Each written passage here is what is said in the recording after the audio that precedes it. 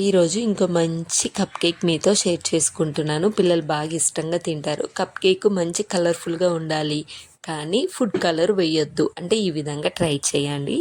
చూడ్డానికి కలర్ఫుల్గా, టేస్ట్ కూడా నిజంగా బాగుంటుంది. వీక్లీ వన్స్ ఇవ్వడం అవుతుందండి ఈ కప్ కేక్ చేసిన దగ్గర నుండి.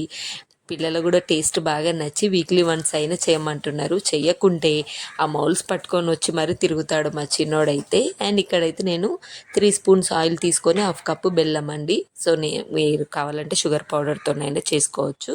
సో 2 బాగా మిక్స్ చేసుకున్న తర్వాతకి 1 కప్పు గోధుమ పిండి, 1/2 కప్పు నేనైతే కస్టర్డ్ పౌడర్ వేసుకొని, బేకింగ్ పౌడర్, కొంచెం సాల్ట్, మంచిగా మిల్క్ వేసి బాగా మిక్సీ అంటే బాగా బీట్ చేసుకోండి.